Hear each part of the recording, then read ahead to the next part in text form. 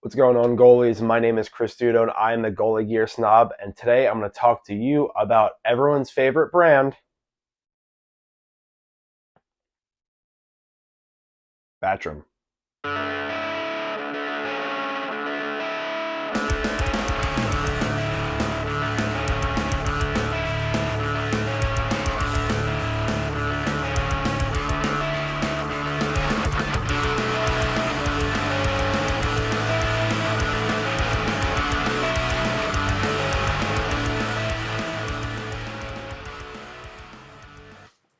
So yes, I have a set of Battram gloves here with me today that I am going to be talking about.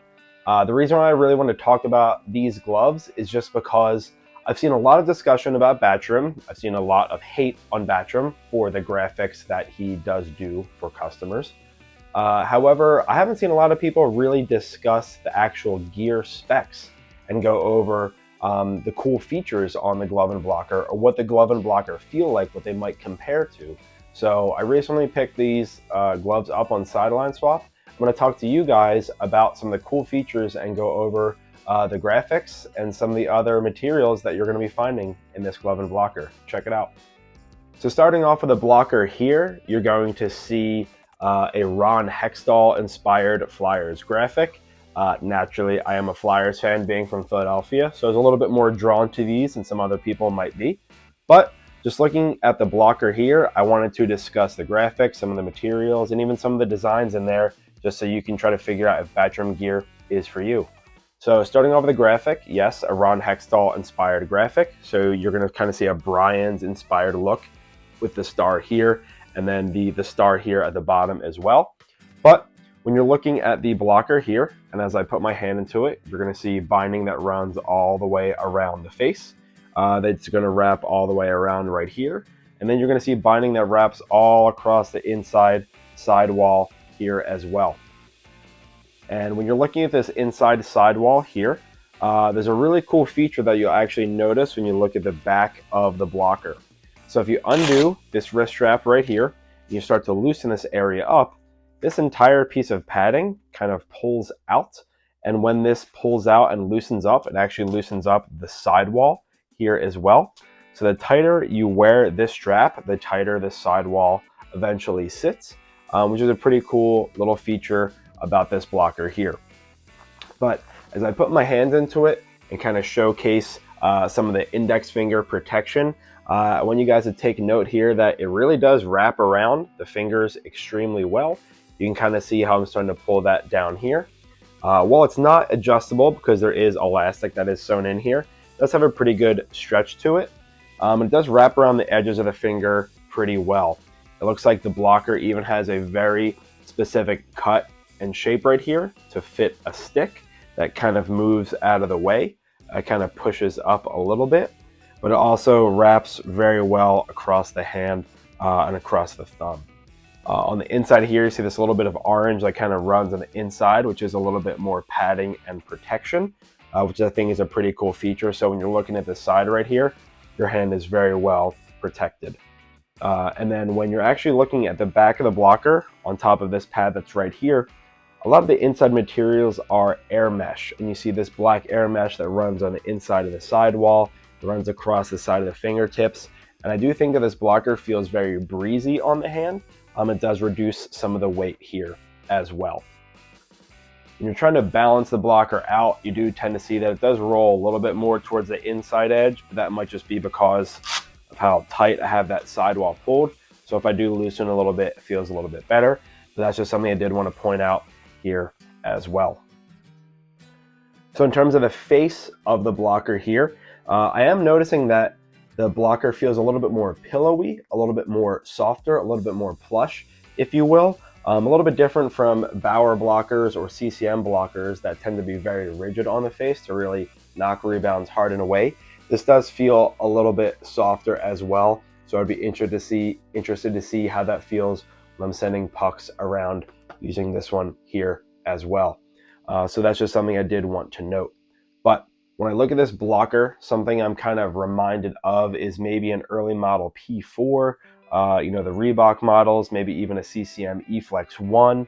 It does kind of have a very similar weight, a very similar thickness, where it does have a slightly thicker board that starts to bevel out towards the nose. So to me, in my opinion, this does feel much like a pro level blocker.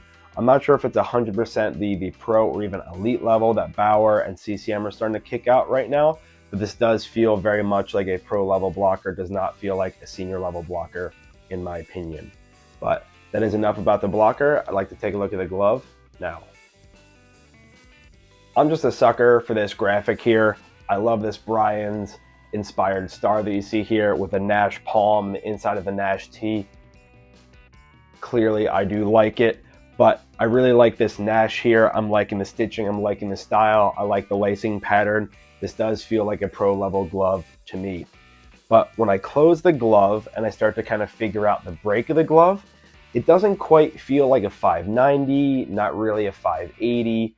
I don't really want to say it's a 600 level, but it does kind of have that 75-degree break.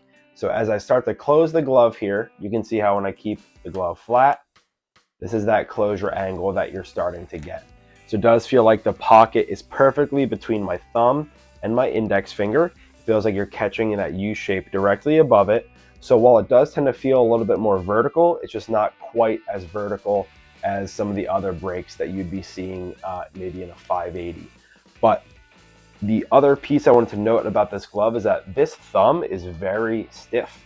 Generally, I like the thumbs of my gloves to be a little bit softer, and I like the T to be a little bit shorter. I'd like to do that if I have the option on a custom order. But I am noticing that this T tends to kind of curl a little bit this way. I really wish that this T would actually pull back a little bit. So that might change a little bit more with break-in. It is something I did just want to point out. But looking at the glove here, it does feel very plush across the hand. It does have a little bit of a thicker cuff here as well. So when I spin the glove around, you're actually going to see that this is actually a two-piece glove that has a one-piece face. This is very similar to what some of the early model Brian's one-piece gloves had. So that's something I did just want to call out here as well. So when I spin the glove back around, you can see this graphic, you can see the closure, you can see the pocket. So now I want to talk about the internals here. So when I open the glove up, I just want to call out the 3 internal wrist straps that you're going to be seeing on this glove. You have one wrist strap that is nylon webbing. You have 2 other straps that run across, one across the back of the hand and the second across the fingers. These are a Velcro closure. There's not a lot of stretch to these 2 straps right here. You're not really getting a lot out of the nylon. So you're really going to kind of have to lock and adjust your hand into the glove. But the cool part is this kind of nylon or mesh kind of material here is very stretchy, almost like an elastic, if you will. Almost kind of reminds me of maybe like a wetsuit or what you would see even on the Warrior sling wraps, but it is very stretchy. It has some pull to it, but it keeps that shape. But it's very comfortable across the back of the hand. I really do like that feel that you're getting right here. You are getting kind of like almost like a gray Nash material that you would actually get on the blocker palm. So it's a similar material here. But when you do close the glove off, you have this singular closure right here. And then the backhand comes across right here that does get Velcroed down. And I will note that these straps are very generous in length, that they do tend to cover all the Velcro pretty well. So there's nothing sticking out. One other thing I did want to note is that the pinky loop and the thumb loop are actually made of GenPro. They're very thick on the fingers and I actually kind of feel it digging into the edge of my pinky a little bit. So that is something I did just want to call out. And then of course, looking at the backhand of the glove as well, you're not getting the extra finger ridge or like kind of like that bump or bumper that you would be seeing on Vaughn or CCM or even some Bauer gloves. So that is something I did just want to call out here. But for me personally, I don't really get a lot of slashes across the back of the hand, so I'm not overly concerned about that being missing right there.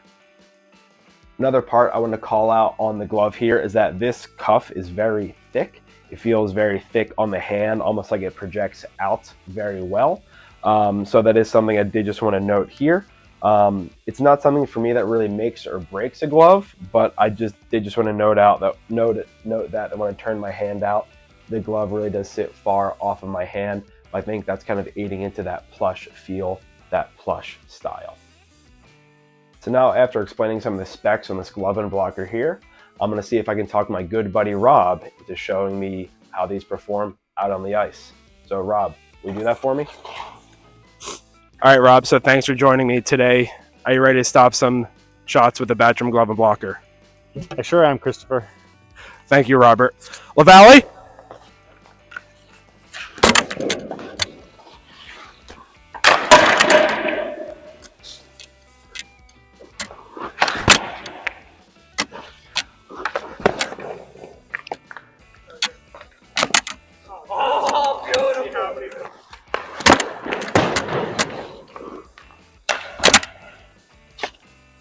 They're good. Let me give them this space. All right, Rob, I know there's a few pucks behind you, but I think you stopped about 1.5 million in a row. What do you have to say about the Battram glove and blocker? It's just too easy. If you're an elite level goalie looking for elite level equipment at a price you can afford, look no further than the Battram goalie pads. Awesome. Couldn't have said it better without myself. Jesus. What, Valley, what do you have to say about Battram glove and blocker? Back to you, Rob. He fell for the third time! I just want to give a huge shout out and thank you to Rob for stepping in there and helping take a few shots. Albeit some of them probably up a little bit higher than he wanted, but I'm glad he was able to step in here and tell me a little bit more about the Battram glove and blocker. Something interesting that I'd like to note about Rob in that clip is that he was also using Battram leg pads. So while they are not in my size, we're not specifically reviewing the leg pads, please comment down below and tell me if you'd like me to review some more Battram goalie gear, specifically the leg pads. So while being on the ice with Rob, I did note that he really did enjoy the Battram glove and blocker. So he was already using a Battram glove and blocker in the matching retro colorway and retro pattern. So for him to switch over to this glove and blocker, it was really nothing crazy or nothing hard for him to do since he was already using them. However, something that he noted that he would like me to reverberate for him is the blocker. Although it does have a softer face where you kind of press into it, it feels like it gives a little bit. He noted that the rebounds are able to come away nice and hard.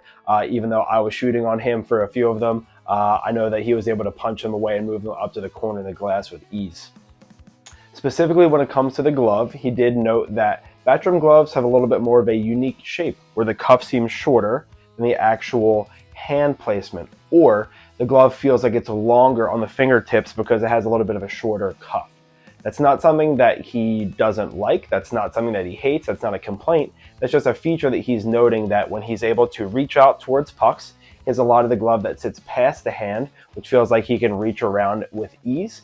And then when he is moving the glove in towards the body, he does note that he has to move his hand in a little bit more due to that shorter cuff because you don't have a lot of extra blocking surface here. It's a little bit shorter. But he did note that, for most of the time, he does like to catch the pucks. So he wants to have more of a glove that presents well to the shooter that has a larger or longer catching surface. So that's something that I did want to note here for the Battram glove and block. Just to wrap up a few things here and reiterate a few points. For me personally, I've never had a long-standing issue with Scott Battram. I know in the beginning of my goalie tenure, there were some words that him and I kind of shared back and forth, but as adults, we've grown past it. And also we've realized that exactly what he does in the business is exactly what the customer asks. He has a very nice model glove and blocker. I've seen the leg pads up close. I've done even a few modifications on the leg pads up close. And it's a phenomenal product. I have no complaints about the durability or the wear or anything else I've seen on Rob's set or other sets that have popped up in the used marketplace.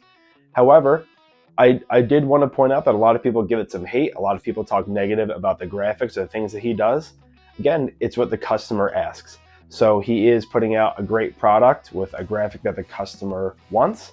And for me personally, I have no complaints seeing it out there.